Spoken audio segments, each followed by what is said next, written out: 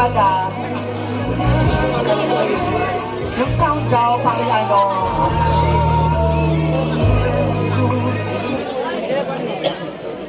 Judges once again, P-Squad.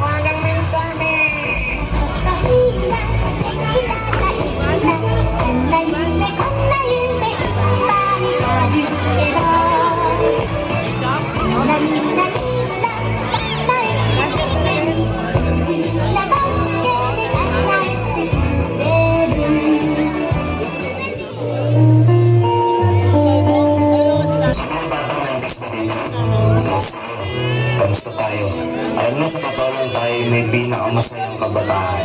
Tayo yung mga kabataan noon na napakababaw ng kaligayahan. Tayo yung mga batang batak sa arawan kahit napagalitan ng magulang, okay lang basta makipaglaro sa mga kaibigan.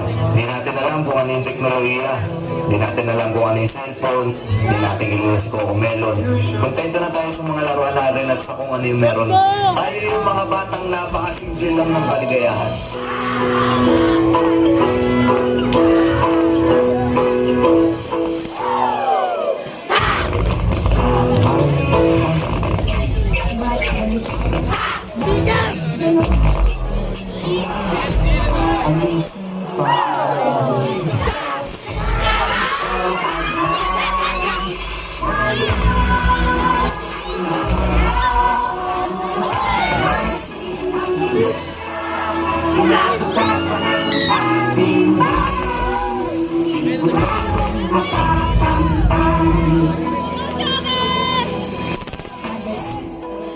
Nay, paglaki ko, gusto ko pong maging guro.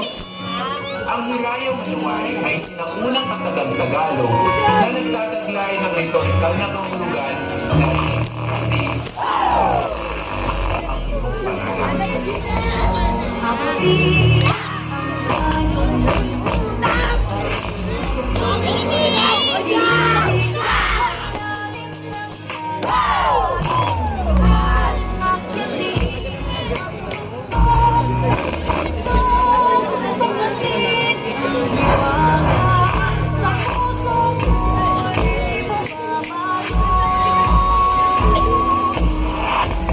Nay, malapit na ako sa pangarap ko. Ay, mas nakatulong ka lang ako.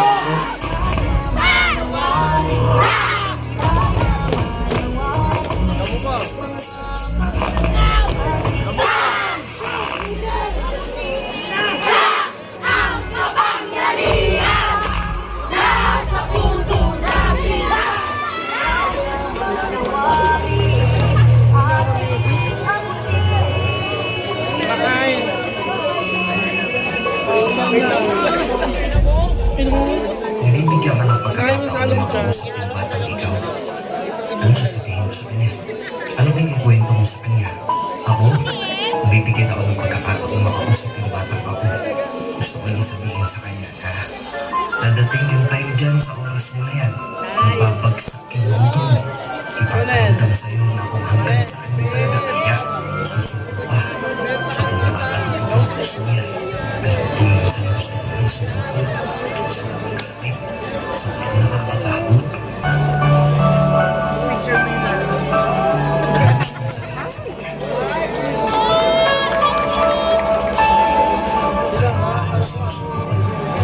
Siguro kaya nang bata tayo, pinapatulog tayo sa hapon kasi kapag tumanda ka na, namamalas ka na tayo pagpahinga.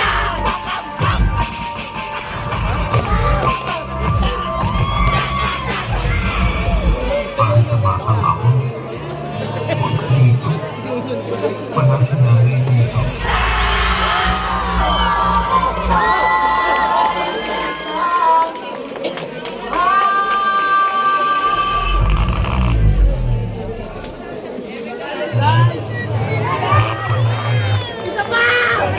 sa puso ko.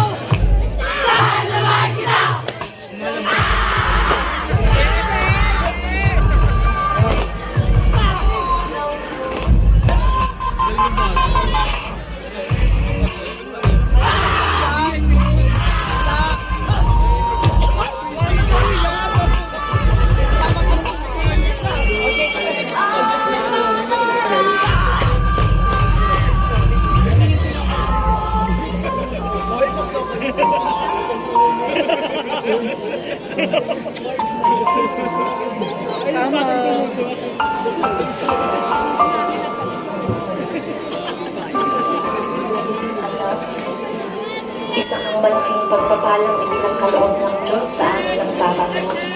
Sana'y maalala mo itong mga bilin ko sa iyo. Hindi sa lahat ng panahon ay kasama mo kami ng Papa mo. Darating ang panahon at kaming dalawa ay tatanda at babalik na sa ating Panginoon. Tandaan mo anak na ikaw ang pinakamagandang nangyari sa aking buhay. Mahal na mahal kita at hindi yun magbabago.